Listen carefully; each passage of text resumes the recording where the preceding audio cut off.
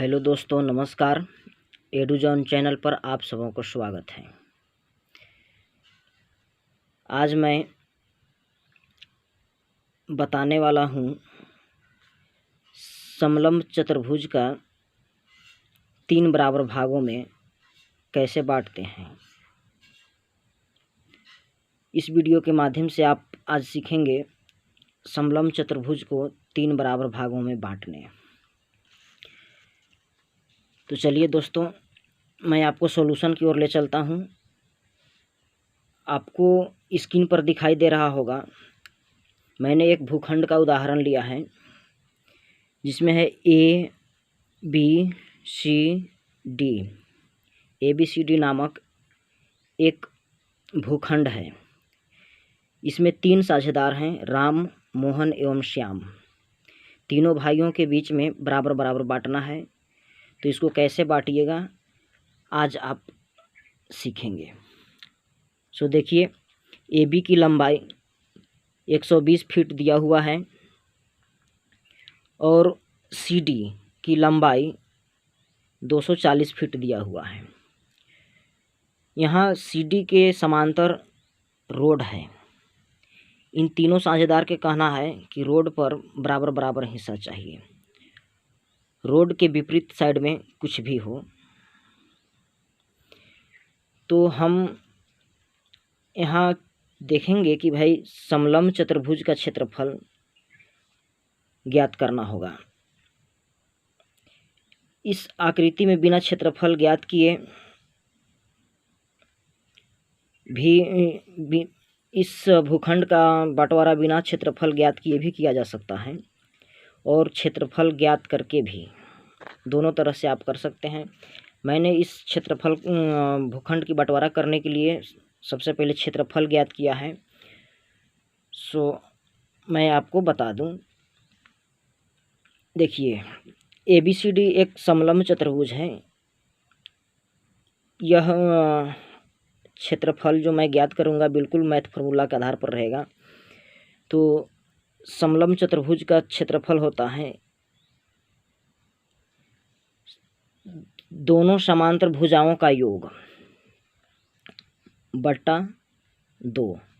समांतर भुजाओं का औसत निकाल देंगे और गुणे ऊंचाई। तो A + B बट्टा 2 × H।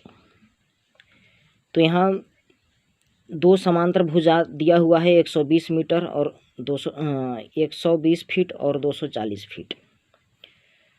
तो आप इसको योग कर लीजिए। दोनों को जोड़ने के बाद 360 आ रहा है और 2 से डिवाइड कर दीजिए और मल्टीप्लाई 100। अब यहाँ दिया हुआ है दोस्तों कि AB समलंब चतुर्भुज की क्षेत्रफल ज्ञात करने के लिए हमें 2 चीज़ों की ज़रूरत पड़ती है, समांतर भुजाओं की लंबाई और ये दोनों भुजाओं की बीच की दूरी, अर्थात इसकी ऊंचाई, समलंब चतुर्भुज की ऊंचाई। तो समलंब चतुर्भुज की ऊंचाई हमें 100 फीट दिया हुआ है। तो यहाँ इस फॉर्मूला का प्रयोग करते हुए आगे मैं बताऊंगा आपको। 360 में 2 से डिवाइड कर दीजिए और गुणे 100 कर लीजिए। तो इस तरह से हमने क्षेत्रफल ज्ञात किया तो मुझे 18,000 वर्ग फीट आया। अब प्रत्येक साझेदार को कितना मिलेगा आप देख लीजिए। प्रत्येक साझेदार को हिस्सा देने के लिए हम इसमें 3 से डिवाइड कर देंगे।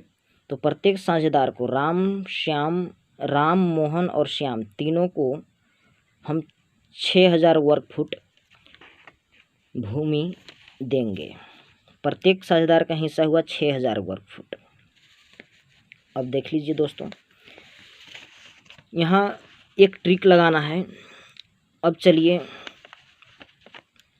भूखंड के ऊपर, भूखंड को इन लोग का शर्त है कि रोड साइड में बराबर देना है। देख लीजिए, यहाँ रोड साइड में आपको 240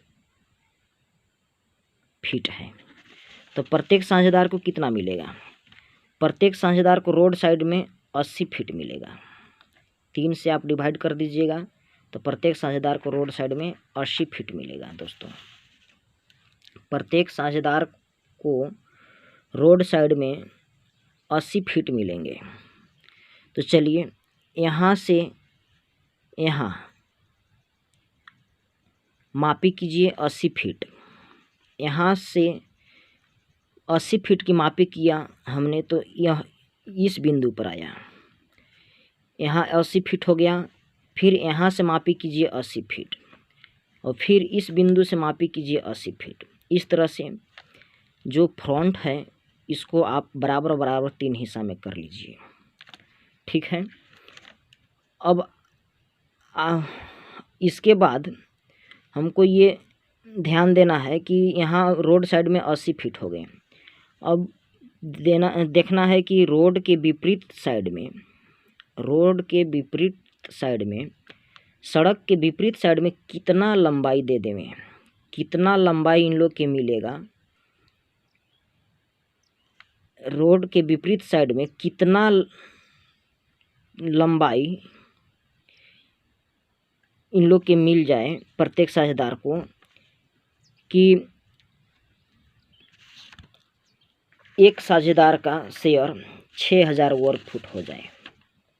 तो हम मेन यही है, इस पॉइंट पर समझना है कि हमें यहाँ से यहाँ कितना दूरी की मापी करना है। बिंदु ए से कितना फीट एक साझेदार को दे दिया जाए कि उसका हिस्सा कंप्लीट हो जाएगा। इस चीज़ को मुझे फाइंड आउट करना है। तो चलिए देखते हैं।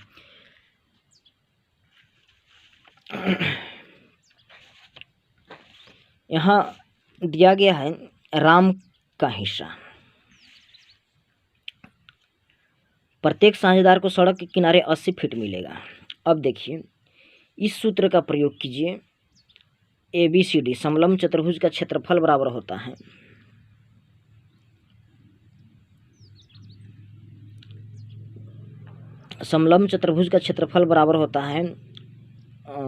समांतर भुजाओं का योग बटा 2 गुणे ऊंचाई। तो उस सूत्र के फॉर्मूला का प्रयोग हमने किया है। तो देखिए, दोनों भुजाओं का एवरेज गुणे ऊंचाई जब कीजिएगा तो एक साझेदार का जितना क्षेत्रफल मिल रहा है, भूमि मिल रहा है, उतना आएगा। तो ये दोनों का योग मल्टीप्लाई बराबर हो जाएगा 6000 फीट स्क्वायर। अब इस तरह से मैथ फार्मूला के आधार पर आप ले लीजिए, इसको a प्लस 80/2 को बाहर ले लीजिए और 100 मल्टीप्लाई में है तो ये डिवीज़न में चल जाएगा, भाग में। तो 100 से भाग दे दीजिए, 6000 में 60 फीट हो गया। हाँ, अब इसको क्रॉस मल्टीप्लाई कर लीजिए। a प्लस 80 बराबर 120 हो गया और a प्लस 80 बराबर 120, तो a बराबर 120 माइनस 80 हो गया। तो a का वैल्यू जो आ रहे हैं तो 80 फीट हो गया। इसका मतलब ये हुआ कि हमारे पास रोड की विपरीत साइड की भुजा की लंबाई 80 फीट होगा। तो जो हिस्सा राम को मिलेगा तो यहाँ 40 फीट का होगा। 40 फीट मापी कर देंगे, राम का हिस्सा कंप्लीट हो जाएगा। यहाँ से 40 फीट और रोड साइड में 80 फीट। अब इस दोनों बिंदु को मिला दीजिए, यहाँ से एक आरी दीवार दे देंगे और यह हिस्सा कंप्लीट हो जाएगा। इसी तरह से दोस्तों यहाँ देख लीजिए, कैलकुलेशन करके आप देख सकते हैं प्रत्येक साझेदार को 40 फीट ही मिलेगा। मोहन को भी हिस्सा हमने कैलकुलेट किया है तो 40 फीट ही आए हैं, और श्याम का हिस्सा हमने कैलकुलेशन किया है तो 40 फीट ही आए हैं। कहने का मतलब कि रोड साइड में 80 फीट प्रत्येक साझेदार को मिलेगा और रोड के विपरीत साइड में प्रत्येक साझेदार को 40 फीट मिलेंगे। तो इस तरह से यह उचित बंटवारा समझा जाएगा।